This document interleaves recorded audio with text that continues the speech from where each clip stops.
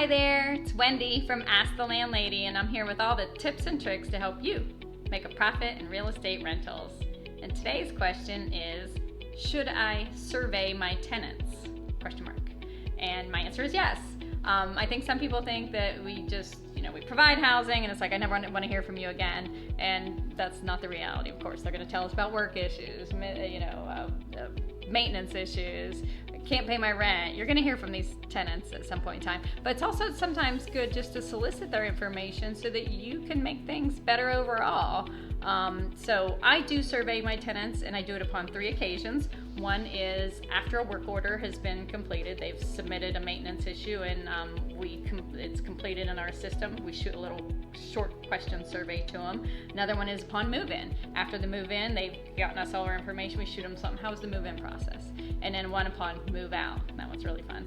And again, it's simple. 5 questions, like 4 little yes, no's, and then a little open-ended area where they can go into more detail. For the work orders, for me, it's important because I have other people doing my maintenance work orders. So if you're doing multifamily and you hire a staff, this is kind of an important one because you want to make sure, I strive for 5s. My guys strive for 5s. So if we have 5, 5, 5, and then we have a 3, we're like, what happened there? Okay, so let's pull that one and see what it was. And a lot of times it's like, the first time we didn't get that leak quite fixed, second time it's fixed, everything's smooth now. Great. So you just want to see where those anomalies are, you want to strive for 5s because again, that's going to prove that your work orders are getting done in a timely manner, which is important for retention and for tenants feeling good about the whole thing of living in your place. So we do it then.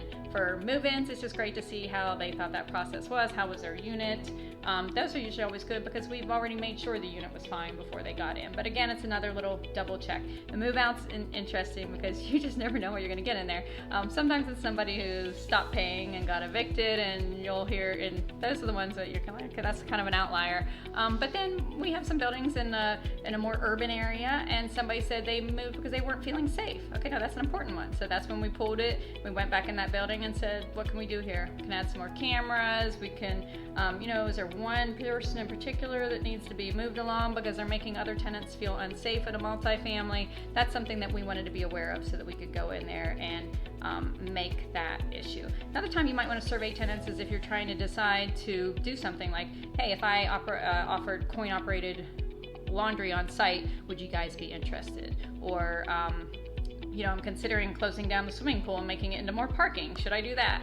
Whatever types of issues that you want to know about your facility. If you provided another service, if you started offering to pay for people's Wi-Fi, would they be interested for a fee? All sorts of things like that you can survey and get some quick answers from your tenants. Now, I do mine easily through AppFolio because I have a software program. So if you have a software program, you might check and see if they can do these surveys for you, these polls for you.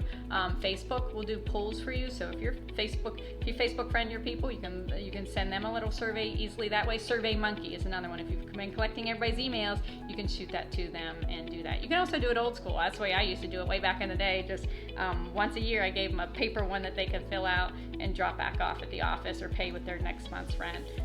Or you can have them in your office if people come there to pay rent, which I don't recommend that you still do that, but if you are doing that, you can do it that way. All sorts of ways to get that information out there to your tenants so that you can find out how you can be a better landlady and landlord and how the property could be made better for everyone in general. So again, it's not easy being a landlady or landlord. We're all in this together. So check out my website, askthelandlady.com, where you can get my book or my spreadsheets or my forms, or just shoot me an email because I'd love to hear from you. Thanks and have a great day.